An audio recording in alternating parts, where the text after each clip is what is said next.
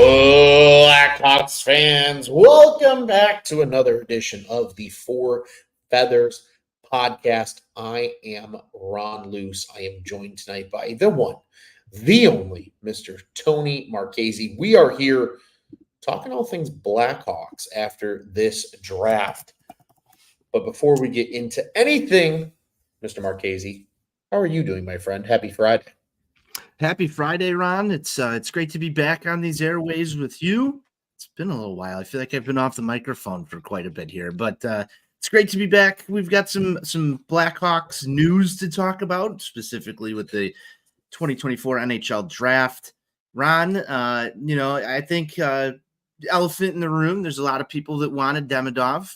I was one of those people. We're going to talk about a lot of those different decisions that were made. There was an interesting selection with the Hawks' second pick in the first round of the draft that we'll get to. Ron, it's good though to be here on Friday night having a beer and talking Blackhawks hockey. Last year I was down in Nashville when we took Connor Bedard #1 overall. A little different experience watching from the couch. I was honestly thinking like, hey, man, that was so cool going last year. I know you had the opportunity to go to the draft, I believe, when it was in Chicago. I did. It's just a fun day. It's a fun day right after the conclusion of the Stanley Cup. And, it's the new calendar year and it's GM Ron season. I think that's what I'm most excited for. How is GM Ron feeling right now? Like, not about the Hawks, but like GM Ron, the hockey guy. How are you feeling, man? GM Ron's excited. This is like top 2 moments in sports over the course of the calendar year for GM Ron. I love the NHL offseason. I think the NHL offseason is painfully underrated by many just because hockey is not as popular of a sport as, the NBA, even Major League Baseball to an extent. Obviously, the NFL dominates and conquers most of the U.S. ratings in terms of sports. So it's painfully underrated. I think Monday is going to be an absolute shit show in all the best ways possible. And I'm excited for that once it comes and goes. But we have some things to address here, Tony. As you mentioned, tonight is round 1 of the NHL Draft. Still ongoing. The Boston Bruins just took Dean Letourneau out of St. Andrews College. I'm 95% convinced I screwed up his last name, so I apologize. But we have 2 Blackhawks picks to talk about, Tony. And they're 2 picks that I'll be honest. I tried in my mock draft to speak it into existence for the Demidov believers, but I knew at the core of my being that it was going to be Levanov. So Blackhawks with the #2 pick take defenseman Artem Levanov out of Michigan State University. Won pretty much every accolade you physically can as a Big Ten hockey player. He was Big Ten Freshman of the Year. He was Big Ten Defensive Player of the Year. He was Big Ten literally everything. Second team All-American. I mean, he was sensational. 35 points in 38 games at Michigan State as a freshman.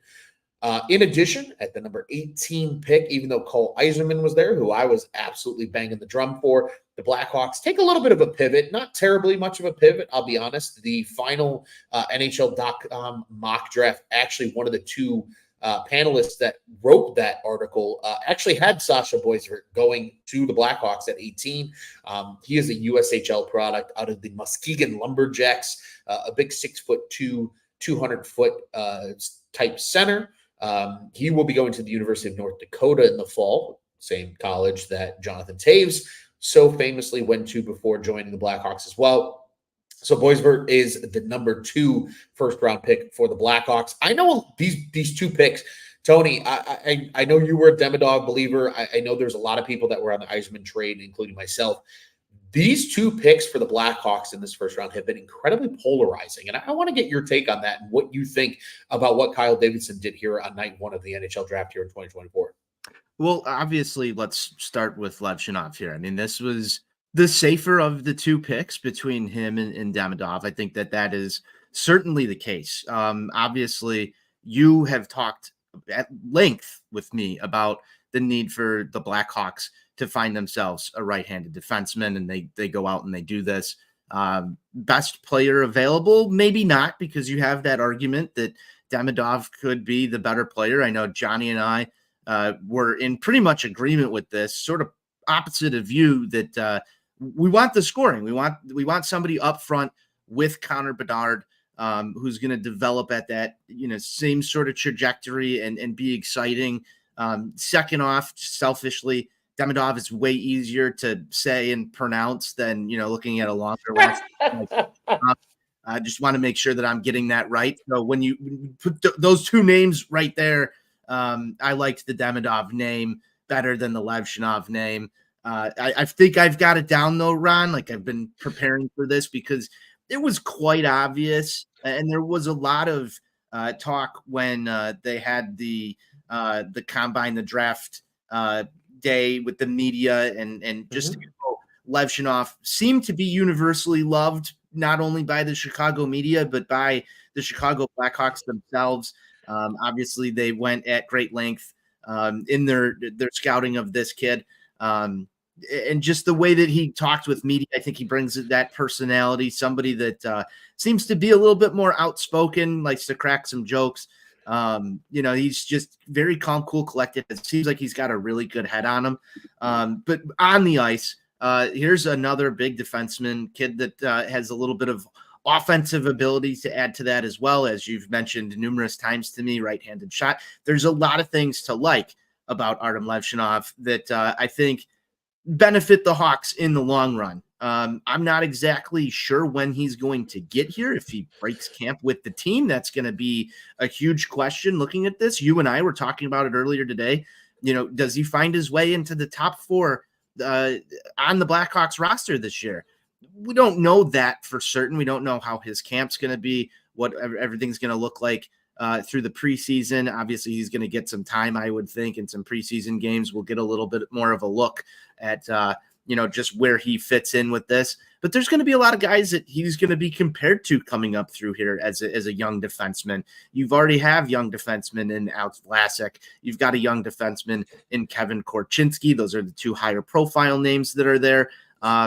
Where he fits in with that group, you're talking about three really high upside young defensemen. And that's a good core to build around. Obviously, I love the offense, but you have to look at what they're assembling on the blue line and say that's a little bit different than most competitive Hawks teams that we've watched in the Stanley Cup era, where you were begging for defensive talent to come in here and shore up spots on the blue line. There's some depth here. I like it, admittedly. I do like it. I just, I'm still in that camp where if Demidov becomes a top NHL scorer, it's going to lead to years of Blackhawks fans just looking at this decision from Kyle Davidson and maybe being a little bit salty about it down the road, but that doesn't take away from what they got here with this kid at number 2 either at the same point, Ron. So, the back and forth was healthy. I think it was good to sort of look at this from a more critical eye than what we got to last year when you knew it was just Connor Bedard coming in. But that's sort of my long-winded analysis on this, Ron. I would love to hear yours, and then we can get on to Boysford in just a minute. Yeah, I feel like the first one here at Four Feathers to truly jump on the Levanov train. And I'll admit, I sat down, I watched film of both of those guys. There's something about the way he skates. Like, there's few big defensemen that skate well, especially in open ice with the puck on their stick. Levanov gives that off when he's skating up the middle of the ice with the puck on his stick. And this was something that I argued on past episodes, and I continued to say all the way up until now with the draft. The one thing this Blackhawks team didn't have in the pipeline. Yes, are they a little thin at forward depth in terms of the pipeline? Absolutely. I think you'll see that a lot on day 2 with those second and third round picks. I'm willing to bet probably 3 or 4 of those picks will be forwards of some capacity. But when you look at Levanov, he addresses a true need in this organization. Outside of Seth Jones, Conor Murphy's only under contract for a couple more seasons. Conor Murphy's getting older, right? And we saw him toward the end of last season start playing some third pairing minutes with Ethan Del Mastro at the end of the year, which very well could be the third pairing to open the season this year. I think Ethan Del Mastro has a great chance of being that third left side defenseman with the left-handed shot. Pairing with Murphy, you have a big hole at that second defensive spot on the right side. Now, I'm not saying Levanov is necessarily guaranteed to be that guy coming into this season. I think he's going to get an honest opportunity to prove to be that guy in training camp. We saw what they did with Kevin Korchinski as the number 7 overall pick from 2022. He made the team coming right out of camp. There is 100% a chance where Levanov gets that opportunity that Korchinski got. But I wouldn't say it's guaranteed by any means. But you look at it, I think the one thing, Tony, that at least for me personally, and I see the numbers of people tuning in here with us, Tony, highly encouraging everybody to drop in the comments, just as Sonny did here. He said he was hoping to go to bed ecstatic. He said instead he will settle for content. I think that's fair, but Levanov is something that this team doesn't have, right? But Ron, I think the problem here is, and this is just coming, it's not exciting. That's where people are seeing this. It's not exciting because it's not offense. It's not offense. But here's the problem. That's why it's not exciting. But here's the problem, Tony. If we look back at those Stanley Cup teams, what did they do incredibly well despite having elite offensive talent? They defended well. They had arguably 3 Hall of Fame caliber defensemen. I know Nicholas Chalmerson will never be a Hall of Famer, but I can make the argument for Brent Seabrook and Duncan Keith of both being NHL Hall of Famers someday because of how good they were on that blue line. And that made a big difference in front of guys like Corey Crawford and Antti Niemi and the others that were goaltenders here, Scott Garling, etc. Right now, fun fact, I saw a comparison. And it kind of took me back a little bit because I see the comparison, but I think he's a little more heavily favored in terms of offensive upside. I've seen Levanov compared to Brent Seabrook as a pro comp in terms of just his profile, right? He's a big right-handed shot. And that's just, Brent Seabrook was an elite defenseman by all standards for a really, really long time. A guy that I think was sorely underappreciated in his time in Chicago, for being brutally honest, as we sit back and take a look at it. I think the Levanov pick, I understand it's not the sexy pick to a lot of people, but I think it's the pick that, in terms of, let's be honest, what's easier to go out and get, Tone? Is it easier to overpay for a scoring winger on the free agent market, or is it easier to pay for a number 1 defenseman on the free agent market? I think the former more so than the latter. Top defenseman you have to. Do you believe he's going to be the number 1 defenseman on a Stanley Cup winning Blackhawks team? I think he's got the opportunity to do so. Absolutely. Okay, that's fair. I mean, it's number 2 overall pick. I mean, that's sort of what you want out of this kid. It's going to be unfairly at this point for Levanov. He is 100%. Going to have a very, very people are going to have high expectations, very 100%. Sky high 100%. Expectations for this kid. And same thing with Demidov. If he came in here, there was going to be high expectations. I just think from the defensive side of things, we've heard this for a long time. Defensemen take longer to develop than offensive players. I think a lot of people, including myself, we want this thing sped up. You've got Connor Bedard. He's on the roster. You've got, that was a lottery. We got some news. Tony, the Blackhawks are on the clock, baby. We get a live reaction. Oh, boy. They have traded back into the first round. They are on the clock at number 27. Let's go. And it's funny because I literally wrote this in the pick article for Sasha Boisvert, who we're going to get to here. Do we have compensation on this? I don't believe so. Let me see. Wow. Let's go. Ron's doing some scouting here. We're gonna figure out what's going on. 34 and 50 are going to Carolina. So those are their first 2. Those are their 2 second rounders. So we just traded out of the second round completely. Out of the second round completely. Now the Blackhawks won't pick until 67 on day 2, with jumping back into the first round here at number 27. Okay. This is a big pick. I'm glad we get to do this live because that's going to make this a little more fun. So I'm going to put a pause here on the Levanov conversation, and we'll get back to it. And Sonny with the big exclamation points. We're right there with you, man. This is exciting.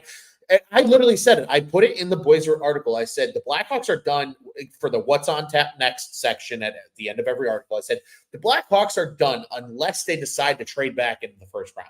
And I put that just as a disclaimer to cover my ass, and I'm glad I did, because Kyle Davidson has a set of balls on him in this draft. And he even said it, though. So I'm not terribly surprised, Tone, because we have heard Kyle Davidson on record more than once over the course of the last, 5 to 6 weeks leading up to the NHL draft. I was saying, I am content with having better quality than quantity in this year's draft. I don't need as many picks as we've had in past years. You're seeing it right now. Moving 2 second-round picks to come back into the first round, there is very clearly a player they like here in this late part of the first round that they probably didn't think was going to slip this far. And that's the part that I'm intrigued to see here. We got about 90 seconds until the pick is due. I think there's a couple of guys here that they could go with, Who do you like here? Who do you like here? Yeah, that's I didn't really scout this back end of I didn't either. First round, so this is going to be. I did not either, because this was a part of the draft that like most people don't have a lot to say on in terms of the Blackhawks side, because, well, quite frankly, nobody was expecting the Hawks to come back into the draft this part of the year in terms of this. Can we just talk about the fact that there was the draft pick trade that wound up being Boisvert, the Hawks moving around there a couple of weeks ago while we're waiting for this pick. So this is Davidson's second maneuver up in the draft. This year. Second maneuver up, yes. So for the first one, for people that forget, the Blackhawks originally had picks number 20, 54, and 61, aside from 34. They moved 54 and 61 to move up to 50 in the second round, which is now belongs to Carolina. And then in the first round, they moved up from 20 to 18. And here is the selection. All right. Ron Luce is going to read this to you live as this comes through. Eric Vanacker, the left winger from Brantford of the OHL. Fun fact about Vanacker, I actually did have him as a late first-round pick in my 12th hour mock draft this afternoon. I had him going to the Dallas Stars at number 29, and I actually had some good things to say about Vanacker. So I actually really liked this pick, and this is what I had to say about Vanacker. From ontapsportsnet.com this afternoon. I said, a big scorer with 200-foot potential fits the Stars profile. With a young nucleus already in place, bringing in a player who needs to recover from surgery in June is okay. He had a operation done, I believe, on his shoulder. He needs about 4 to 6 months to recover. I said, but in this case, the Stars can play the long game with that pick. He had a really good season. Vanacker had 22 power play points a season ago in the OHL with Brantford. I like this pick. 36 goals, 46 assists in 68 games in the juniors, obviously in the OHL with Brantford. He's a winger. I think this is a good pick, especially at the late end of the first round. You get a guy that they very clearly like if they're willing to move 2 seconds to come up and get him. This is the type of pick, though, that will probably be a 2-year project. He's not going to be in the NHL next year. He's probably not going to be in the NHL the year after that. You're probably looking at a guy who will probably sign his entry-level deal similarly to some of the guys that we saw this year, where once they're 20 years old and eligible to go play in Rockford, they'll sign, and then they'll come in and slide in the fall. But I'll tell you what, Vanacker, he's got good moves, played with a good program in Brantford. Nick Lardis also played with the Bulldogs, now in Brantford historically, and previously in Hamilton. And before that, I think they were even somewhere else. But I applaud Davidson going up and getting a guy that he likes. 6 foot, 178 pounds. He's got solid size as a left winger, and he's got a lot of scoring prowess. This is a nice pick for the Blackhawks. And again, I like the idea of Kyle Davidson saying, hey, we are going to go out and attack and get those quality over quantity players in this year's draft that we really like. I'm not mad about this, of them moving off those 2 second-round picks in order to go get a guy that they really like at the back end of the first round, Tony. Yeah, I mean, if there was nothing that Kyle Davidson was seeing that he really liked in the second round. He established this capital for a reason, Ron. We talked about this for a long time. The stacking up of all of this draft capital to be able to move stuff around really hasn't given up any players yet so far this offseason, and has been able to deal just strictly from that draft capital. I thought you just did an excellent breakdown on Marek Vanacker. Again, I did not scout this guy. You had some words about him earlier on the website as well. So urge everybody to go check that out over at ontapsportsnet.com. Ron's draft, mock draft. You're pretty close on some of these things where guys went for the most part. You're pretty close. You were around a couple of them. I was going to say, I didn't hit on many precisely, but I had a lot of guys in the ballpark areas. I was within like a pick or two of most guys. I was also off on a lot of guys, though. If we're going to quickly address the mock draft here from GM Ron, I had Zeev Byam going at number 3 in this draft. I really, really thought Anaheim was going to go take a good scoring defenseman. I thought we were going to have a lot of defensemen early in this year's draft. Instead, more forwards. I nailed the Caden Lindstrom pick though to Columbus. That one was a no-brainer. Go pair a big physical center with a guy like Adam Fantilli. They're set up the middle now at 1 and 2 with those two guys at the center position. Nailed it there. I kind of nailed it with the Levanov pick. I tried to will the Demidov pick into existence for those that wanted Demidov, but my gut was telling me it was going to be Levanov the whole way, and I was indeed right. I also said on my Montreal pick, I had them taking the big defenseman out of Russia. I believe I'm going to mispronounce the absolute piss out of this guy's name, and I feel so bad. Siliev, I believe is how you say his last name. I had him going there, but these are my exact words verbatim. I said, at this pick, I imagine Montreal would like to add offense. I said, and if Demidov and or Lindstrom get past the top 4, that will be the player to head to Montreal. And I was not wrong about that. It was ultimately Ivan Demidov via Celine Dion at number 5, Tony. Going to that was interesting. Do you have any words on the special celebrity guests while we're on this topic of Celine Dion? There's been some wild ones tonight that I did not expect, and they were fun. Bruce Buffer was a fun one. Celine Dion was comical. It kind of added the Vegas flair, which I kind of appreciate with the draft being in Las Vegas. I think that was appropriate in a lot of ways. I also like a lot of teams kind of letting some of their franchise players make the selections. We saw Matty Beniers make the Seattle Kraken pick. Obviously, Connor Bedard announced the Blackhawks pick for Artem Levshinov. We've even seen it with some Hall of Famers, right? Rick Nash announced the pick for the Columbus Blue Jackets at number 4. Nicholas Lidstrom announced the Detroit Red Wings pick, so on and so forth. I think it's cool. It adds a fun element to it. You know, you've seen these GMs. None of them are that terribly exciting, right? They work a desk job. They might not have a ton of personality. Let's have some fun with the draft. I support what a lot of these guys have done, and what some of these teams have done in terms of having guys there. But you know, I like Kyle Davidson being aggressive here, trading back into the first round to go get Marek Vanacek there with that 27th overall pick, getting it from the Carolina Hurricanes. Just a pick. I've got a little bit of intel from scouting this kid over the past few minutes. Apparently, he grew up on a watermelon farm, which is interesting. And he also is a little scrappy out there. A couple of highlights. I just threw one up on the Four Feathers podcast X account.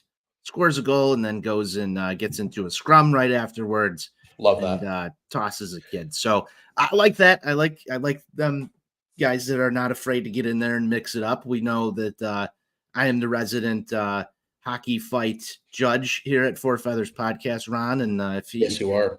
Not only him, I want to talk about Boisvert because we haven't had the opportunity to really talk about this kid either. Apparently, he's okay dropping the gloves. Actually, I think his dad, they said on the draft show, runs a boxing gym or something, and he would bike to the boxing gym and do some boxing.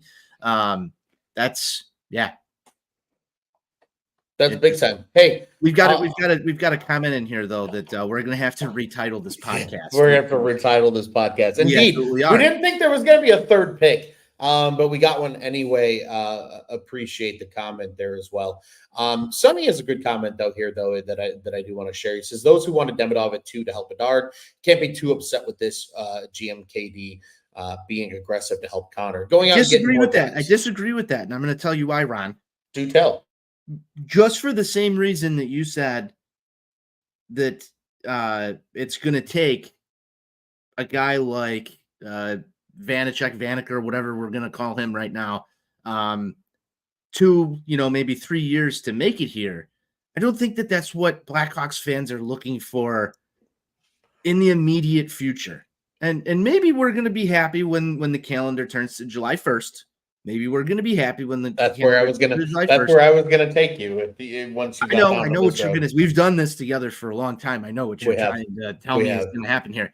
But a lot of these guys, when we get to the middle of the first round to the third round, they're not going to be NHL ready guys to come in here and do some of this. We've also got guys like Frank Nazar, Landon Slaggert, a bunch of other developmental pieces in the system, technically even Lucas Reichel, who are closer to seeing ice time next season and the following season before I think you even see anyone else from this year's draft sniff the NHL. And that's why it's an aggressive move. I give Kyle Davidson that. However, I think a lot of people want that immediate relief in the top 6. And so hopefully something's coming on July 1st, Ron. I think that's the thing though, that I'm gonna talk a lot of hockey fans into comfort really quick. And Tony, I know you know this, but I think there's a lot of hockey fans out there that don't understand this. The draft in hockey is not like the draft in the NFL or even in the NBA, where these guys are going to make an immediate impact in year 1. More often than not, maybe the top 2, maybe if you're lucky, the top 3 picks play right away in the NHL. That's what happened last year. We saw all 3 of the top 3 picks play right away in the NHL. That is about all you will see in year 1 of these guys. Even other first-round picks will likely take at least a year to get to the NHL. We saw it with Cale Makar. We saw it with Miro Heiskanen came in right away, but Cale Makar didn't. And they were just 1 pick apart in that 2017 draft that happened, ironically, in Chicago. That was your 3rd and 4th overall picks in that year's draft. It takes time for hockey players to develop. Boisbert's going to be a guy that we probably won't see for at least a year, if not 2. I'll be willing to bet it's probably 2. He's going to go play at the University of North Dakota. If he has a really good freshman college season, maybe he signs. But I think there's a good chance that he goes for 2 years. Vanaker, I think, is the exact same way. I think this is a guy that's probably 2 years away right now from even sniffing meaningful minutes with the Blackhawks. But that's okay. And that's why this free agency period, I think, is so important. Like, these draft picks are important. You're establishing that cupboard of draft picks that Kyle Davidson has accumulated now. But now you're starting to see some of those first picks that he made in that 2022 draft come to the NHL. We saw Frank Nazar sign this season. He's going to be in contention for an NHL roster spot when the fall rolls around. Obviously, Kevin Korchinski's already there. Nick Lardis already signed. Paul Legwinski signed. A lot of these guys have started to sign. Those guys will probably go play in Rockford to start the year. But you'll start to finally see the Kyle Davidson kind of taste and the Kyle Davidson crop. Exactly. Crop. Yeah. You'll see the Kyle Davidson crop of picks to finally start making their professional debuts, whether it's at the NHL or AHL level, coming this fall. That's why, Ron, for me, and you've talked me off the Blackhawks ledge and gotten me back high on the Hawks so many times. I appreciate you for it. This is not going to be as fast as people want it to be. People who are not as, and I don't want to say, everybody's got Connor Bedard expectations for every single draft pick now, because that's typically not the case. And that's also some unfair. People are there's a new recency bias that was created that Connor Bedard came up here and he's the offensive guy. There's still, Oliver Moore is out there. There's a lot of other selections that the Hawks have made in recent drafts who haven't yet sniffed the organization at certain levels because they're either unsigned or they're still in college. There's more coming, and that's, Ron, it's always interesting in hockey. We get towards the end of the college season and it's like, oh yeah, I forgot we even had this guy And he's going to come in and make an impact. You saw that with like Nazar Landon last year, I think Yeah. Landon Slaggert.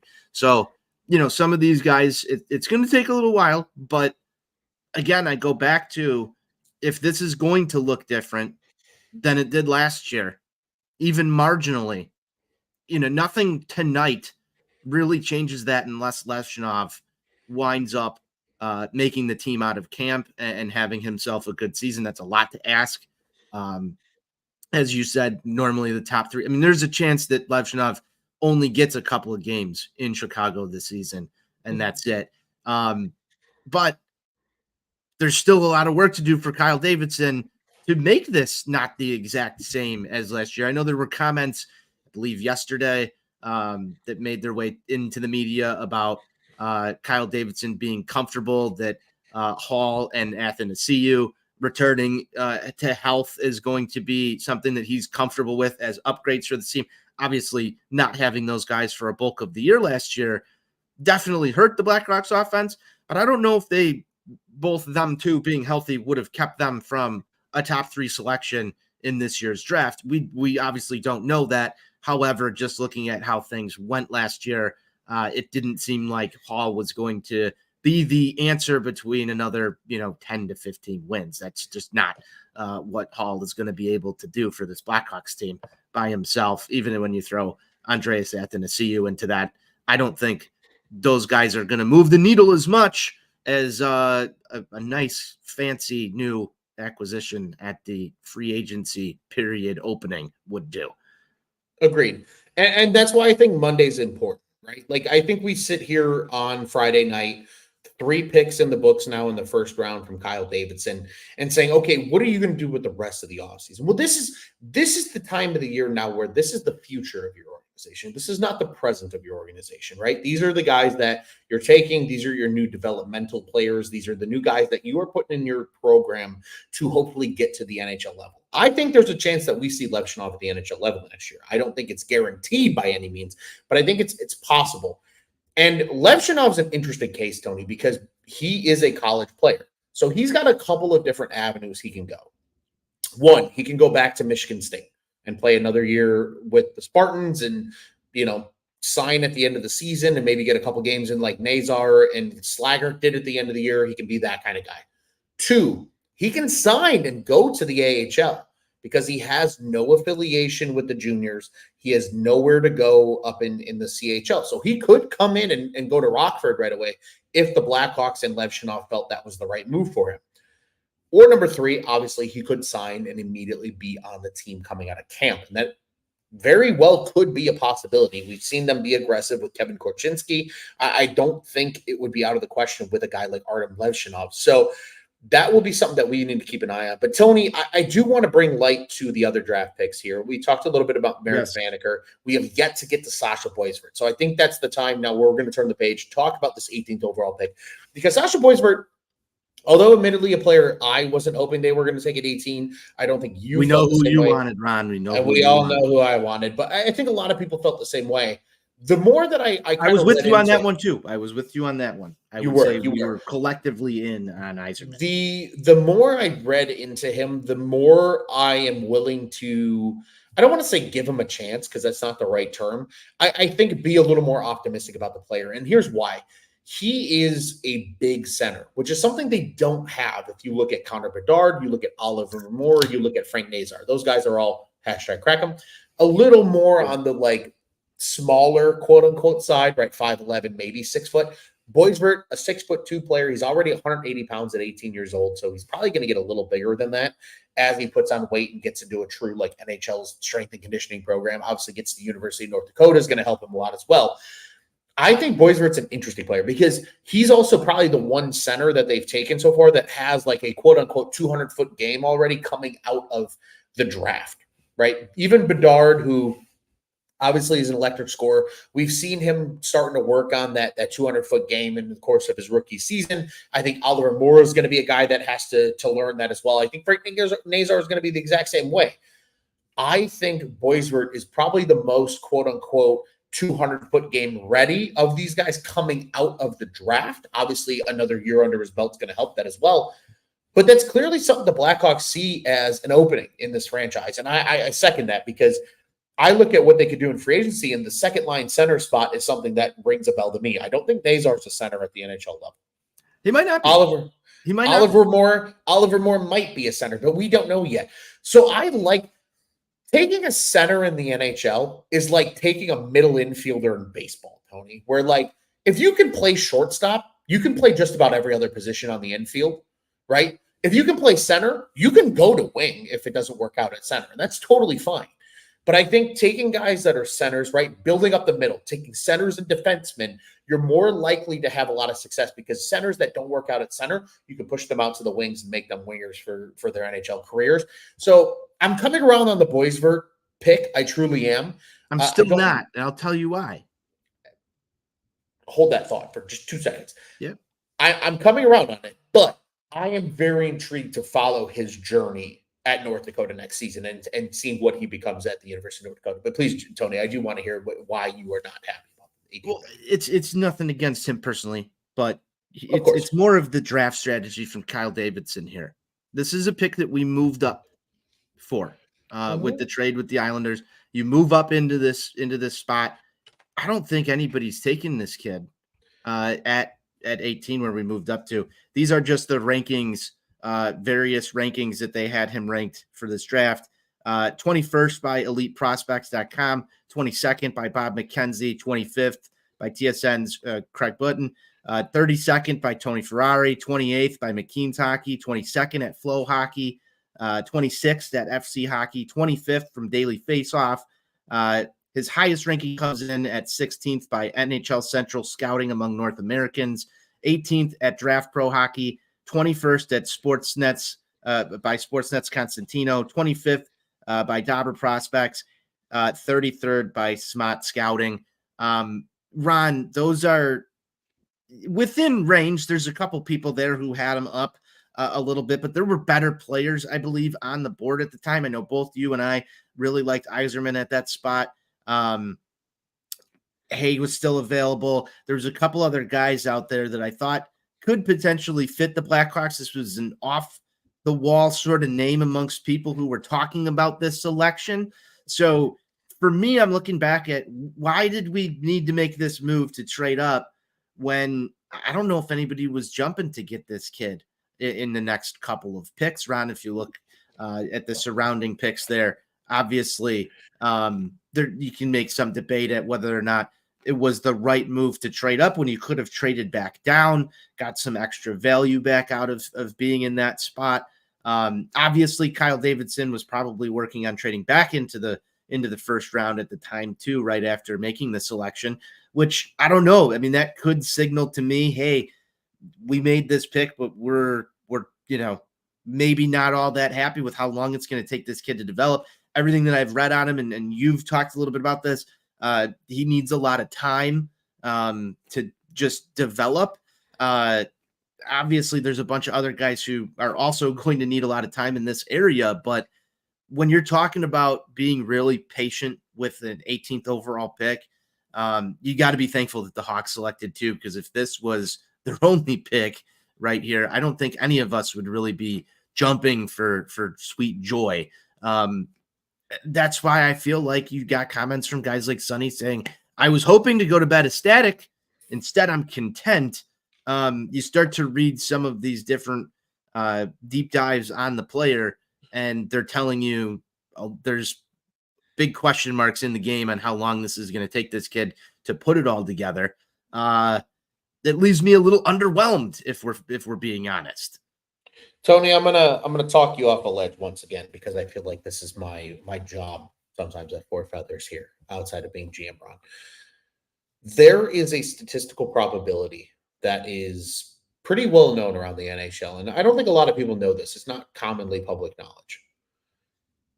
Once you get to outside of the top 10 picks in the NHL, really, I think it's like the top 14, if I remember correctly. A player picked between 15 and 32 in the NHL draft is just as likely to get to the NHL as a guy picked in the third round, statistically. It's a development side with talent upside. It really is a crapshoot. Once you get past the 10th pick in the NHL draft, it is truly a crapshoot. And I think that's something that people need to keep in mind. Boisvert could be a great pick down the road, but we won't know.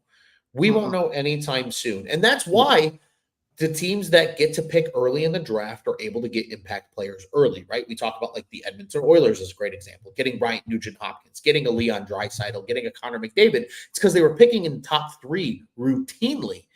You have to get those top 3 picks in order to build consistently in terms of quote unquote superstars that are going to come to light right away. But I also think that's what made, if we want to talk about the Blackhawks and the history of this franchise, what made what they did with the picks that they had so impressive.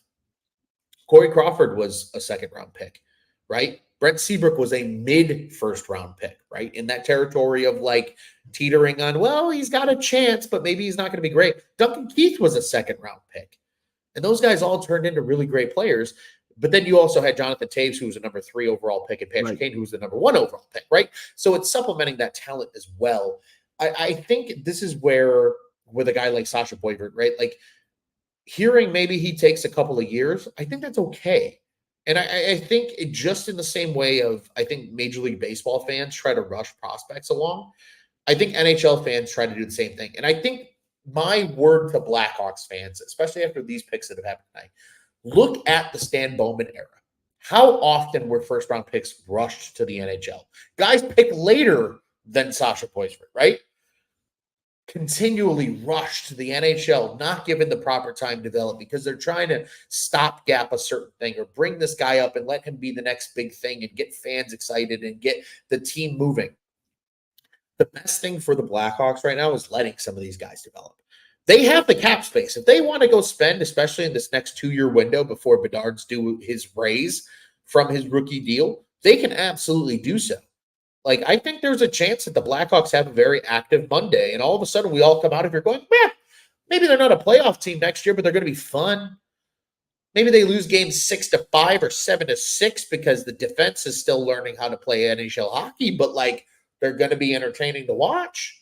I think that's very much a plausibility of next year's team with a guy maybe like Levanov in the fold, and maybe some of these other guys being those exciting players that we can talk about and watch coming up. Let's be honest, Vanacker and Boisvert are probably the top 2 forward prospects now for this team because Bedard's already at the NHL level. They really don't have a lot else at forward. Forward's a very Where would you rank in Nazar? I'd still consider him a prospect. That's fair. He's probably your top prospect for the sake of he's closest to the NHL.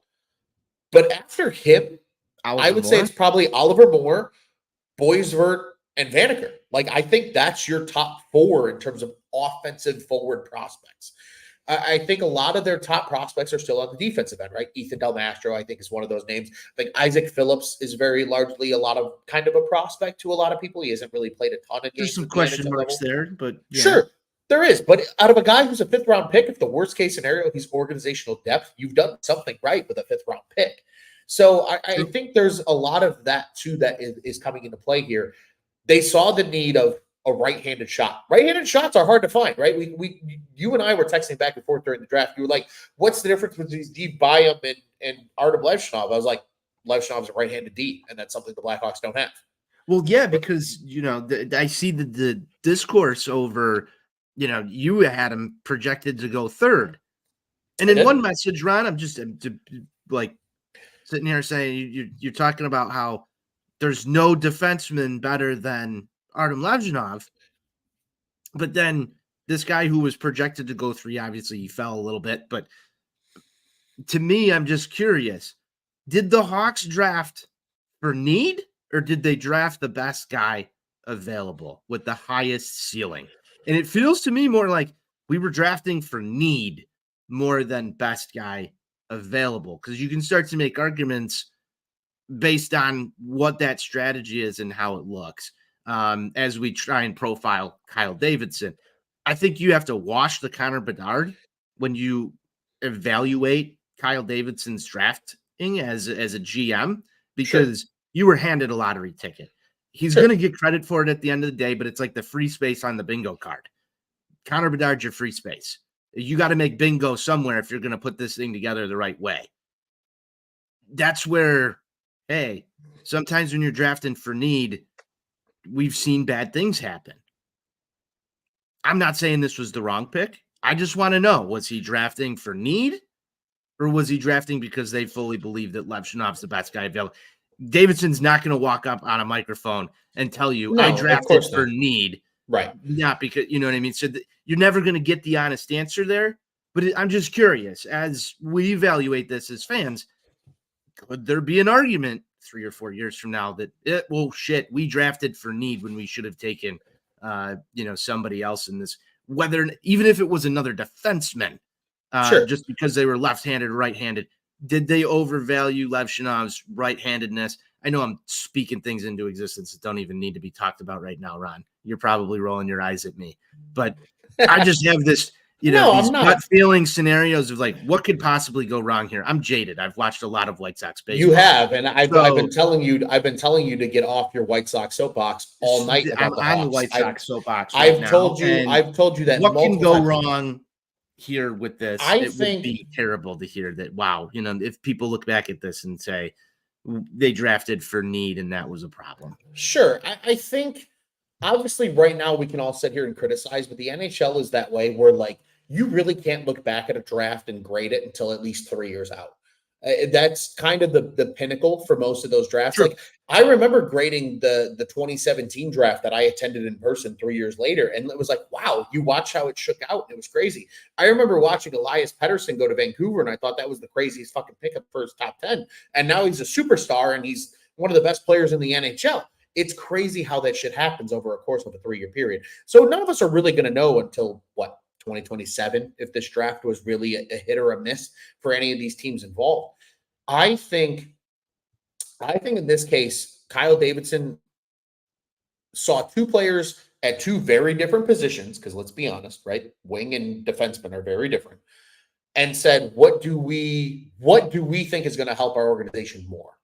The guy who's a defenseman, who's a right-handed shot, which is in need, but also arguably by everybody. I didn't see anybody else. I know there was a lot of people that said, well, Zeev Byam and so, Sam Dickens, arguably were the top defensemen.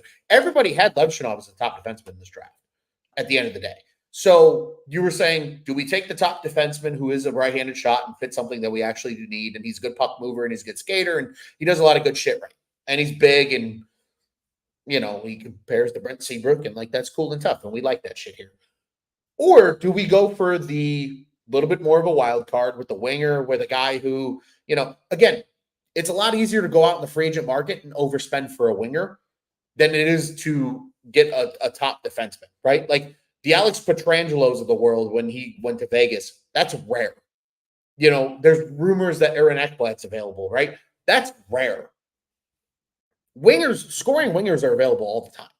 And I think that's ultimately, at the end of the day, what the Blackhawks said to themselves. It's like, hey, Demidov might be a really, really good player. And that's great. And I'm sure they hope the best for him because they probably liked him during the discussion, given that they said it came down to the last couple of days of them actually making a decision. But if you get that top defenseman right, and he's an ingrown guy, and you can get him on maybe a favorable contract during that competitive window because he's got 3 years until he's due another raise, you can go out and go spend for that winger like Marian Hossa, right? That's a lot easier to go do than it is to go spend on Cale Makar or Miro Heiskanen. You know why? Because those guys don't leave the teams they get drafted by. They get signed and they're stuck. They stay. So I think that's where the Blackhawks went with this pick and why the night has shaken out the way it has. But then again, right, they go out and they still address the forward position. You go get a center in Boisvert, a big center who can play the 200-foot game, which is something they don't have in the system right now. And then they go get a guy who's got some scoring upside, like a guy like Vanaker with a left-handed shot, who, sure, maybe it's going to take 2 years for him to get here, but that's okay. Because that 2-year window right now is filled by a lot of veterans, right? It's filled by Jason Dickinson. It's filled by Nick Foligno. It's filled by you bring up a really good point with that on some of these extensions that they've made. Andreas Athanasiou and Taylor Hall, right? Like you have a lot of these veterans right now occupying a lot of spaces. It's okay to go take the project winger that's going to take 2 years. If you truly believe in him and you like the player that he is and you think he's going to fit with what you do. And again, one thing I think we can applaud Kyle Davidson on so far in his draft strategy at least in terms of the profile of the players that he's taken, is it fits the identity of the Blackhawks that he wants to play under Luke Richardson, right? Tough, fast, straight line forwards that go to the corners. They play nasty. They can play a two-way game. They play with high energy. And then defensemen that can move the puck, that play sound in their own end, that can contribute on offense, right? We've seen them very much fit that identity over the course of these last 3 drafts now. I think that's something that we can confidently sit here and say, Kyle Davidson has a type, but he has a direction. And I think that's at least something that we can take solace in as Blackhawks fans when we're sitting here and going, why did they do what they did? Because they have a type, they have a direction, they have an idea and a plan in place of what type of player they want at certain positions. They go out and they get it. And I think that's something that we can applaud and sit here, even when, again, largely most of these picks are probably 2 and 3 years away from actually being able to be fairly graded of did they work out or did they not work out? It's going to be a little bit before it shakes out. I believe, and I sent this out on X, this is sort of where the Kyle Davidson judgment era begins. And that wasn't just, a lot of people read into this and thought, is this Levanov versus Demidov, which is fine. Sure. But Ron, I'm talking, this is the full picture. We got to get bingo on the bingo card. You've had your free space last year. This is where this ascension starts to take place. I think it's okay to look at this with a critical eye, especially over this next 2-year period, because you did lock up a couple of veterans that are going to need to perform. I think the expectations from last year are going to raise just a little bit in Connor Bedard's second year. You've got the rookie of the year. Congratulations to Connor Bedard again for winning the Calder. Who would have thought it, man? Who could have thought that Connor Bedard would just jump out of nowhere and beat Brock Faber? I can't believe he beat Brock Faber. Oh, my goodness. What a tragic. I can't even fathom how that happened. It must have been rigged. I don't know. I'm right there with people you, in Minnesota are shaking from this decision. It's incredible to see. I mean, there's chaos in the streets in Minnesota. Ron, I think the expectations rise here with this next season. Obviously, you've got a year under the belt of Connor Bedard. You've seen Alex Vlasic develop. Kevin Korchinski is going to have to take another step forward in his development. You've got some of those younger guys that we've mentioned a couple times. I know it's way too early to look at what this roster is going to look or preview what the roster is going to look like when training camp starts. But I think it's time that we start looking at this offseason a little more critical towards the ultimate goal of getting us back to the playoffs in the next couple of years. I don't think it's going to come this year. I don't think you think it's going to come this year. Many people don't think it's going to come this year. I would like them to start sniffing playoff contention, not this upcoming season, but the following. We talked, I think that Charlie Remiliotis had something out there about 2027. By 2027, the window should be open. I want them to push the gas pedal on this thing just a little bit quicker. And it comes July 1st, man, a couple days away from this. Can you start to lock up a player that's here for 3 to 4 seasons? Ron, you've got any names for people to be on the lookout for? I do not. And the only reason I say I don't is I've looked at this draft the way I have, and my mock draft was the biggest piece of shit at the end of this day because of how unpredictable the first round was. I think because of that, it's going to make things interesting. Obviously, the Blackhawks don't have a pick now in the second round because they came up to number 27 and got Vaneker. There's no 34th overall pick. There's no 50th overall pick anymore. So the Hawks won't pick again until pick 67 in the third round. They will have pretty quick picks back-to-back, though. It'll be 67 and 72 in the third round, and then they won't pick again until the fifth round at 138 and the sixth round at 163. So just 4 picks now after going into the day with 6 picks on day number 2, giving up 2 of those picks to move back into day number 1 and get Vaneker. Just enjoy it and do your research. That's my one piece of advice to a lot of fans is it's really easy to overreact to a pick.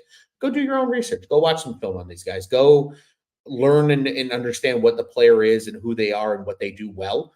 And then once you understand that, identify that to what the Blackhawks have very publicly expressed of what they're trying to do with this team and how they're trying to build this roster, and see if that makes sense to you. If it doesn't make sense, then be really critical of the pick. I think that's when you can at least give a little poo-poo to Kyle Davidson and say, hey, you didn't I was go asking with you what if you had a told name us. for free agency, Ron. Oh, my bad. I'm sorry. I'm in draft. You're in total I got draft mode. I blinders said, do you on have in any draft. bold predictions? Oh, Tuvo Teravainen is going to be a Chicago Blackhawk. That's my bold prediction. I think they're gonna. I like It that. really depends. I was waiting for the Blackhawks to make a player trade today, and they might still make one tomorrow. I think if they make another player trade, because last year they made 2 player trades, right? You got Foligno and Hall in the one trade, you got Perry in another trade. I think there's a world where that can still happen before NHL free agency opens. If that's the case and they get 3 players, we'll call it, I think they only sign 1 guy in free agency, maybe 2. I think if they don't make another trade, I think it's going to be like a 3 to 4 player free agency period for the Blackhawks this year. And some of those guys might just be depth names, right? They might be 4th line guys. You're going to trust goaltender, man? Because if I think they will. No. I think they will. Back into. I think of the 4, if they Foley. don't make a trade, Okay. I think of the 4 picks that I think they'll, or 4 signings I think they'll make, one's a goaltender, one's a defenseman, and then 2 of them are forwards. I think that's how it ends up playing out. And I think there's a world where they go get a Teuvo Teravainen to come play on the top line. I think he would fit really well next to Connor Bedard in terms of stylistically. I think Connor Bedard and Sebastian Aho are very similar stylistically, and that's who Teravainen played a lot with when his time in Carolina. Yep. So I could absolutely see that happening. I also think there's a world where you're going to see them go get like a really nice depth winger or even a second line center. I think Chandler Stevenson's a guy to keep an eye out on because he's had a really good tenure with the Vegas Golden Knights. He had 2 seasons of 60-plus points, a 50-point season this past year. He would look really nice on that second line, playing potentially with a Frank Nazar on the wing, maybe a Philip Khrushchev on the wing. Guys of that nature, maybe a Lucas Reichel. I know people are already penciling him in the top 6. I think that's ludicrous, but that's neither here nor there. We'll have to wait and see what happens. Free agency is going to be fun. I'm so excited for Monday. I've never been so excited for a Monday in my entire life, truly, because it is NHL free agency. It's my Christmas morning. But I'm just going to enjoy this weekend, man. I'm gonna look into the players that they take tomorrow on day number 2. I'm going to enjoy what these players are that they got on day number 1, and just try to see where Kyle Davidson is going with his vision of this team, and start trying to kind of piece things together for the 2024-25 season. Obviously, we get an incredible showcase, at the turn of the calendar year with the Blackhawks in the Winter Classic. I know you and myself will both be in attendance for that game. I believe we're actually sitting right next to each other if things all worked out the way we think it did. That's going to be a lot of fun. So I think we planned it right. I think we did. Connor Bedard on display on the national stage. Hopefully some of these free agency signings. I think Kyle Davidson is going to be more aggressive, in free agency than he has been historically. I truly, truly do. I think it's going to happen. I am excited to see what happens on Monday. I don't hate the draft that Kyle Davidson did. Are there guys that I would have had over the guys he took? Sure. But I'm going to give it, credit where credit's due. I'm going to do my homework now after the draft and go watch proper film on each of these guys and then come up with my opinions on each of them because, clearly there's something that these guys liked. And Davidson so far has had what we would largely consider good drafts. And remember, everybody, he did have say in all those Bowman drafts that have worked out. Vlasic and some of those guys, I think, especially later once he took over as the director of player personnel, the Vlasic draft and some of those guys you've seen come on are I think, a large part of Kyle Davidson's responsibility. If that's the case, I'm willing to give these guys a chance. I'm excited to see what happens going forward, Tony. I really am. Yeah, everything that I've watched so far, I haven't watched anything on Boysvert yet, but obviously we've consumed a little bit of Levanov film, but everything that I've seen from Vanacker in the last half an hour, I like. Not going to lie. He might be my favorite pick of the night. Ron. Do you like him more than Marcel Marcel? That's the real question. Steve, that Marcel came up in my household a couple of times today, obviously with it being draft day and probably one of my favorite draft picks of all time by the Chicago Blackhawks, Marcel. He didn't have a great year this year, Marcel, by any stretch of the imagination. There were some injuries and, I want more out of Marcel. I think we all do. I want his name up there with some of the other top prospects in Blackhawks world, but this just was not Marcel's year. But sometimes they sort of stretched him up into Rockford Ron. We'll see what happens with Marcel this year. But no, that Vanacker, he looks like he plays with an edge that I really enjoy watching in some of these clips here. So we tossed one up on the Four Feathers Podcast X account. Go check that out. That was a goal scoring and a little bit of fisticuffs afterwards, if you want to call it that. There was a little kerfuffle after the goal. Ooh, so the kerfuffle word. We had a little kerfuffle there in that highlight. So we'll see what comes of Mr. Vanacker. But I got to go do my homework on Boisvert, because that was not a name that I expected the Blackhawks to call. I don't think many did. But Ron, overall, I think you summed it up well. The Hawks are better today than they were yesterday, especially with the addition of a second-round pick in Levanov. It'll be interesting to see if he makes the team out of camp. We've talked about that a little bit today. We had a live trade reaction here. Ronnie did an excellent job manning the trade station right there and getting us through that. So thank you very much. Ron, you got anything else tonight? We're just crossed the hour mark here on Four Feathers Podcast. The first round draft, I believe, is wrapped up here now, Ron. So any other thoughts you have, my friend?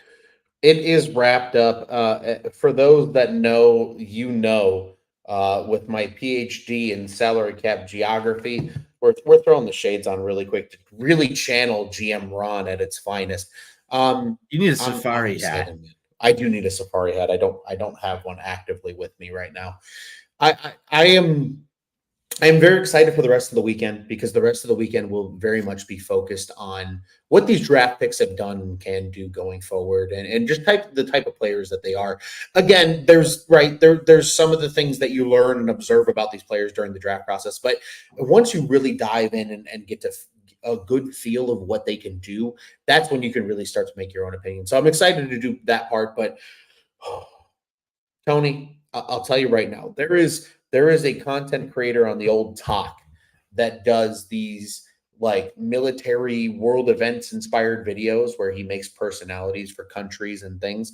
And he does that personality for the F-22 Raptor. And the F-22 Raptor is just a sicko for war. Well, Ron Luce is a sick what I am. So Monday morning is my Christmas party. That's what I'm truly ready for, because I do believe you're an F-22 Raptor on July 1st. Is that what you're telling me? In terms of the free agency period, I am an F-22 Raptor. I am incredibly excited. It's a great comp. It's draft day. You're comping yourself to an F-22 Raptor. That's fantastic. That's what we do on Friday nights here on the Four Feathers Podcast, Tony. But I am excited for Monday. I do believe this Blackhawks team will do more than most people expect on Monday. I don't think it's going to blow people out of the water, but I do think they're going to do something that's going to actively improve this team, where all of us can sit back come, I'll call it the 4th of July, right? Thursday. That's 3 days into the free agency period, where we can all sit here and crack a beer and say, oh, we're going to blow off fireworks and avoid blowing our own fingers off, and talk about how good the Blackhawks will look going into next year. I think they're going to look better. I think they're going to be, again, my expectation for the team next season of please be fun, understanding you might lose games that you probably shouldn't. And I'm okay with that. I'm cool with a 6-5 loss if this team's humming and they're doing good things offensively, but maybe you have some blunders in the defensive end because you're young there. That's cool. But show me that promise. And I think all fans want that. Show us the promise of these guys growing and developing year to year to year at this point. That way, when that 2025-26 season, 2026-27 season comes around, we can actively be ready for this team to be a legitimate contender, I think, in the NHL. And if that comes to fruition and we get what we actually hope will become the case, I think that's gonna really get people going and get excited about Blackhawks hockey again, like they did during the what we would largely call the dynasty era of Blackhawks hockey. But Monday's the first step of that. I truly believe this Blackhawks team is going to get better in the first 72 hours of free agency starting on Monday, Tony. I'm very, very excited. I would hope so, Ron. I'm praying that you're right here. I want this to be better than it was last year. I know everybody does. especially us going to as many games as we've gone to. Indeed. Yeah, we want to see wins. I mean, I want the Chelsea Dagger playing a lot more this year than we saw last season. So it's exciting times, man. Hey, I've got some sources, Ron, that told me that following a little bit of free agency action, you and I might be on a golf course next week at some point together. So maybe we'll get to have a couple brews, throw back a couple of maybe some hot dogs. Maybe we can get you to do the 18 hole challenge out there on the course. We'll see what we can do. No. It'd be incredible content for all the people out there. We know you love hot dogs. So we'll do some hot dogs at the turn for you. We'll do a little Four Feathers content out there for everybody who likes to tune into the show. Ron and I will be together in person. So we'll see. Maybe we'll get some golf cart talk reactions to free agency from Ron on Friday next week. I like that. I think we can get plenty there. It'll be a beautiful content day. I'm excited about the prospect of that. There is certainly no shortage of that. I'm sure a lot of people will also get to hear Ron Luce scream the word "fuck" after shanking a ball into the woods. Oh, I'm going to be filming the good old golf content, the good old golf course. But no, I'm right there with you, Tone. I think there's going to be a lot of discussion amongst ourselves, and we're gonna share our thoughts and opinions with the Four Feathers faithful about what we think after free agency and a couple of days of things kind of playing out, especially with the draft involved now as well. So step one of this absolute frenzy that is the middle of the summer is done. The first round of the NHL draft is over. Day 2, rounds 2 through 7, will start at 10:30 Central Time on Saturday morning. Do be tuning in for that. Again, the Blackhawks, no second-round picks anymore after the trade up into the first round, so they will pick at pick number 72. That should probably happen, give or take, I would say about 11:45 is what I would tell people to expect. Maybe even sooner than that. Day 2 goes really, really fast. They get through all the rounds 2 through 7 in about 3.5, 4. There's no pageantry after you get through that first round. It's just get her done. It's go, go, go. It's announce your pick from your table on your little microphone and just keep it moving. So we'll get through. We'll get through a lot of things quickly tomorrow. Be on the lookout from Four Feathers Podcast for that content about each of the picks as well. 4 picks remaining for the Blackhawks, 2 in the 3rd round, 1 in the 5th, 1 in the 6th on day number 2. We will have plenty of follow-up information on these draft picks after the free agency period, maybe even during the free agency period, after some film study and things like that from our panelists here, myself, Tony, and even Jonathan Nani, once he is back he's currently on a recon mission. He's trying to find out, how pitiful and just miserable Brock Faber is being second place in the Calder voting. So he's on reconnaissance right now, finding that information for us here north of the state of Illinois. But once he's back, you'll hear from Jonathan Nani on some of these picks as well. Be sure to follow us over at Four Feathers Pod on the socials, and you'll get all that good information and all that good content. You got good content coming this weekend here with the 4th of July on the calendar coming up. In addition to that, do be sure to follow all of our other great content. First off, you got to love the YouTube because you'll see all of our great shows that go live. Like, subscribe, hit the bell button, and you know the drill. You'll know when everybody goes live. Cubs lose tonight. The Cubs on Tap boys are in absolute shambles, myself included. Sox, I don't know what the Sox did, but we got both sides. You know of what? I baseball haven't covered. even. This is the greatest night for me, Ron, because I haven't even It's watched therapeutic. a pitch. We've been talking hockey. It's been great. Just Tone, I'll tell you what. I'm going to look at the score. I don't want to do it, but I'm going to look at the score. The Cubs are 7 games under 500, and they can't ruin my mood because it's the NHL offseason. And this is what That's a fantastic. This is GM Ron.